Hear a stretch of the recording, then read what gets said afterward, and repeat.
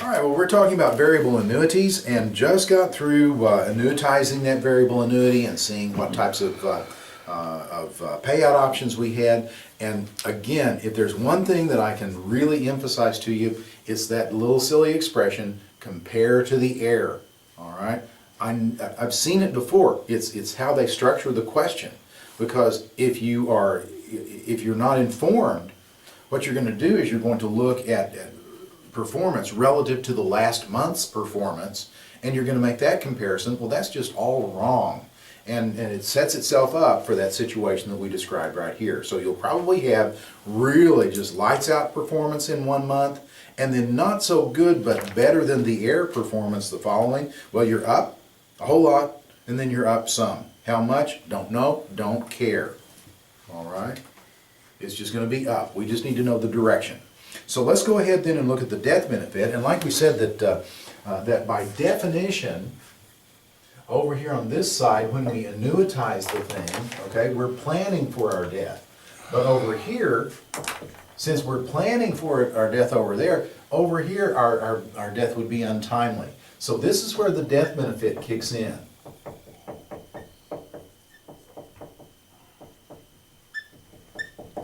And basically what happens is that if we meet an untimely death, then we're going to receive the higher of the current market value or the total amount invested. Now think like a test rider. Okay? I put in 100,000 into something and it grows to 120, the bus hits me and I die. How much money am I going to get? Well, duh, 120,000. Because that's what it's worth. That's no question. That doesn't test anything. But if I put in 100,000 and then there goes the market, I mean, just tanks, and all of a sudden my stuff's worth 73,000. How much money am I going to get when, or my beneficiaries, how much money are they going to get when the bus hits me? Now there's a test question. They'll get 100,000. So that's the way the death benefit works. Okay, you get the higher of the two. Some of the other characteristics, you have a maximum sales charge of 8.5% spread out over the first 12 years. And again, if you look at the prospectuses, typically what they'll do is just to bury that in some charges so that it's not visible. This is test world. We just go with test world, 8.5% over the first 12 years. One thing to keep in mind, because you've got those two numbers, if you take 8.5 times 12, you get 100. And so that's be 100% of the sales charge, right? So 8.5% over the first 12 years. Requires both that life and securities license to sell. And then you have deferred annuities and immediate annuities. Deferred annuities is what I did for, oddly enough, his name was Bob. I talk about Bob all the time. But Bob came to me and said, hey, I've got this lump sum of money and I'm going to be retiring in about 12, 15 years. I'd like for it to grow tax-free. I'm maxed out on my retirement plans. So, well, let's talk about an annuity. And so we put that in, and then it grew for 15 years, and then we eventually annuitized it. And to the best of my knowledge, Bob is still getting payments today. So in any event, that's a deferred annuity, but also you have an immediate annuity. That's what we did with Aunt Marty. Okay? Aunt Marty moved from her house to the condo, and she needed income right away. Well, we had an immediate annuity. In a month, in 30 days, she was getting her first check and then continued to do so. So what we want to do is to look and see how we can buy these things. So you have basically, you have a lump sum, and then you have periodic payments. Okay? You have a deferred, and you have immediate. Now, Bob put in a lump sum and is into a deferred annuity.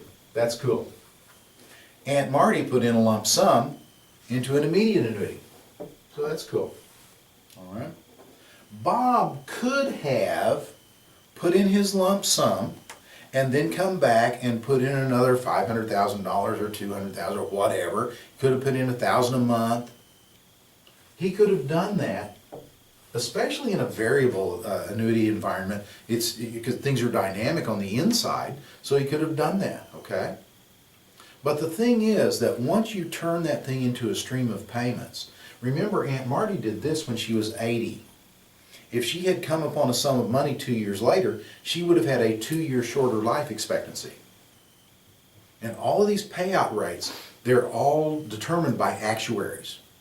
And you know, I mean, actuaries are, you know, they just study how long it takes people to die. They're just that kind of people. I mean, you know, I'm sure they're good folks, but I can think of nothing that would be really more strange than to figure out when you're going to die. That's what they do all day for a living. They can tell you within about 10 minutes, actuarially, statistically, when you're going to die. Anyway, you go and you try to throw some money 2 years later into this thing that they've already done all the work on. They're going to say, whoa, wait a minute. We've already figured out when she's going to. Now all of that has changed. It's all different. Everything's going to. No, I can't handle this kind of uncertainty. So, no. You cannot make periodic payments into a variable annuity, into an immediate annuity. Okay? Now, expanding that out, once you do turn it into a stream of payments, you're very rigidly structured. There's no going back, okay? So just to, like I say, it's where it fits real well. Be sure that it fits, though, okay, before you talk about it. All right, then the mortality guarantee. Talk about this with Aunt Marty. Aunt Marty, they were expecting her to live about 3-4 years, maybe. She lived 10. She got a check every month as long as she lived. So the annuitant cannot outlive the income stream. Likewise, there's an expense guarantee. The insurance company says, you know, expenses ought to run about this much, and you'll pay for those expenses. But if the expenses get up here, then we'll eat that difference. So they'll keep expenses at or below a certain level. Now, taxation of them, we talked about some of this already. It's tax deferred to the policyholder during accumulation. So dividends that pay out, like you said, let's draw our little drawing back up here again. Okay. So we can go into a little bit more detail with it. Okay. There's our bubble. And basically there's Bob's separate account. And inside of here, what's happening is that he's got this fund and that separate account investment, okay? And this one all of a sudden kicks out some dividends, okay? Kicks out some capital gains. Well, in this thing, just by definition, what you're going to do is you're going to take them and you're going to reinvest them, okay? But look, it's all happening inside the bubble, and the tax just can't penetrate that bubble. So it's all going to be tax deferred. Not a taxable event. That's not a taxable event at all, okay? Likewise, if he says, you know, I'm tired of this one, I'm going to go into that one, and he makes that swap, it's all inside the bubble. So he's going to make a swap. It's only when money comes out of the bubble, okay, that's going to be your taxable event. Now, it's important to know not only when it's taxed, but how it's taxed. So let's go ahead and look at this, okay? Dividends, capital gains, switches, they're not taxable events. Partial withdrawals are taken LIFO. Last in, first out. Okay, so let's go ahead and, with that in mind, and I'm kind of running out of big, good shape. Okay, so what you have is withdrawals.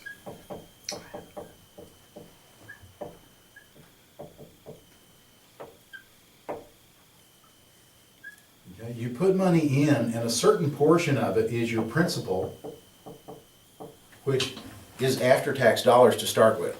A certain portion of it is earnings, which has been inside the bubble. So it's not seen taxes just yet. Now, the good old days, way back when, what you'd do is that you would deal cards off the bottom of the deck. And at that time, these things were, interest rates were sky high. And what salespeople were doing is that they were saying, look, you can put in $100,000 in this thing, you can take out 10% penalty free, it's going to come out from the bottom up, and these things are paying like 14 to 16%.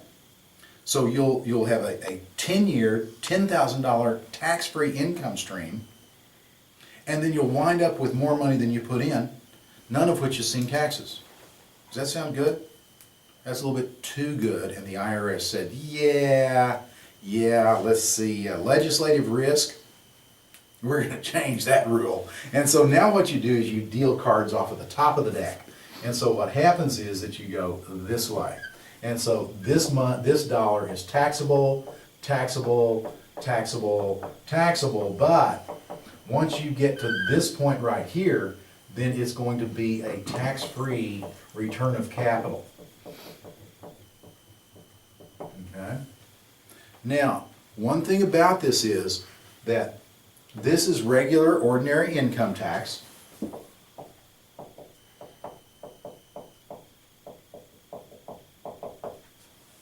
But any time that you see an age and a number of years in a question, ask yourself, what's the point of this question? I'll answer that for you. The point of that question is, do you know that at certain ages, certain special rules apply? That's the point of that question. Always, always, always figure out how old the guy is. Here's your typical question. At age 50, Bob puts $100,000 into a variable annuity. 5 years later, he withdraws $30,000 when the value of the annuity is $120,000.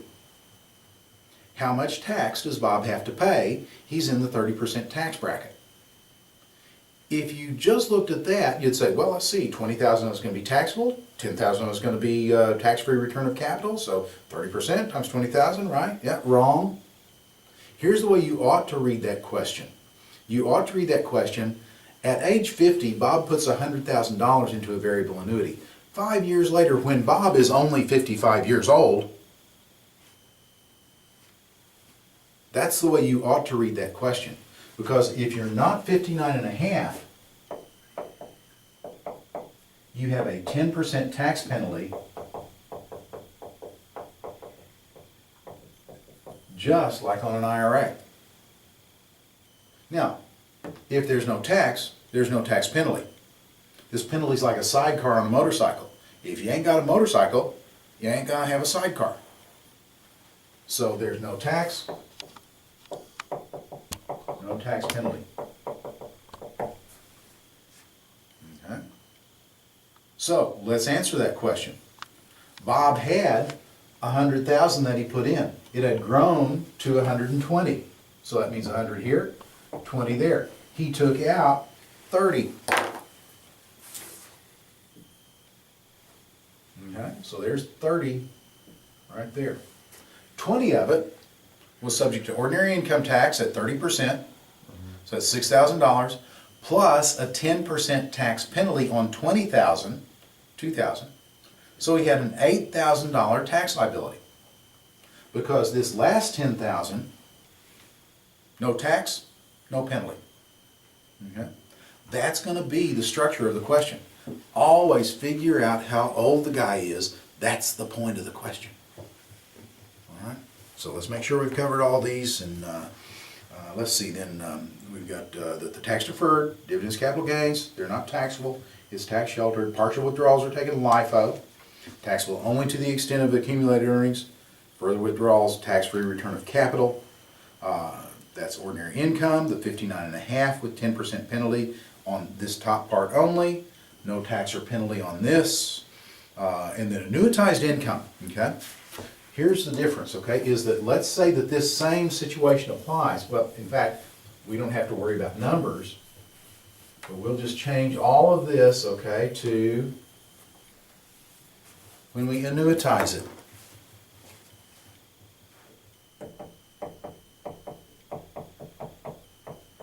Basically what happens is that those actuaries go to work and they say, well, you know, there's a certain portion of it that's going to come from earnings, and there's a certain portion of it that's going to come from principal. This is going to be taxable, and this is going to be tax-free. And you'll maintain whatever percentage that is, you'll maintain that until finally, you deplete your principal. Once you deplete your principal, then it's all going to be taxable to you at ordinary income rate. But what are the things designed to do? The things are designed to provide a lifetime retirement income. If you turn it into that annuity stream when you're 50 because maybe you had a car wreck or something like that, you're unable to work, okay, you're doing what the thing was designed to do. So you're not going to have a penalty up here because it's performing its purpose. Okay? So like I say, that's what we've got is that blended stream until you run out of principal, then it's all going to be taxable at ordinary income rate. So the annuitized income, blended stream of principal and earnings, that exclusion ratio is maintained until the principal exhausted, and then all of it becomes taxable. And then if it's in a qualified plan, now this we can also really just take generic, okay? Because here's what we have, is that we have an investment. And as far as tax rules, what have you, the operational rules, any of that kind of stuff, whatever rules apply to that particular investment, apply to that investment. So if it's a mutual fund, what happens? It pays out a dividend, a capital gain, that's going to be currently taxable to the shareholder. That's the way the world works. Okay? But if you put that same investment inside of a bubble, then the bubble rules apply. So if we have, instead of a mutual fund, if we have the separate accounts, all right, then the bubble rules apply. The bubble of an annuity says no, if it pays capital gains, dividends, etc., then it's tax-free to the investor. There is one little thing that I doubt seriously that they're going to mention, but inside the variable annuity, capital gains are actually taxable to the insurance company. Doubt that you see it. It's a minor point, but we probably ought to talk about it, okay? But in any event, the bubble rules apply to the investor. Now, if I take that's in a bubble and put it into another bubble, like an IRA, now my outside bubble rules apply. So what happens with an annuity? When I take money out of the annuity, that's a taxable event. But if I leave it inside my IRA bubble, then what happens? The outside bubble rules are going to apply. So anytime you have layers of bubbles, whatever's on the outside is going to govern the rules that you have. Okay? So in any event, and like I say, there's a huge debate as to the relative merits of putting a tax-sheltered vehicle inside a tax-sheltered, and we're not going to debate that debate here. Okay? You can do that when you get your license. But in any event, we won't worry about that. The important thing is, if you're in a qualified plan, then the plan rules, the outside bubble, that's what's going to govern what happens to you. Now, just really quickly, index annuities, we need to have just enough of a familiarity with them to know. These really, they are insurance products. They're not securities products. But what happens with an index annuity is that you have a certain guaranteed performance. So basically, you put your money in, and if the index that you're looking at, like the S&P 500, whichever index it's tied to, does absolutely nothing, then you'll probably get about a 2% guaranteed growth, 3%, something like that. Check in the literature. Okay? But if the stock market goes up, if the S&P goes up, then you participate in that. I'm going to pull numbers out of the air because it was like 80% of that. So what would happen is that instead of going at a 3% rate, if you had a consistent 10% S&P performance, and what I say, 80% I think? Let's call it 80%, then you'd go up at an 8% rate. Okay? If it goes down a year, you'll still have that 2% or 3%, whatever it was we said. But now there's also like a cap on it. So that if you're at 80% participation and the S&P goes up by 40%, well, you've got a 20% cap. Again, just pulling numbers out of the air. Doesn't really matter. The concept's not as important. So the best that you can do is whatever that cap rate is. And if you're familiar with the terminology, I think it's going to be plenty for you on the Series 6. Because again, these are, they're just insurance products. You don't need the securities license to sell them. So performance based to an index with minimum guarantees and that cap rate. So that probably wraps us up on variable annuities, and we'll come back then after the break and we'll talk about variable life insurance as well.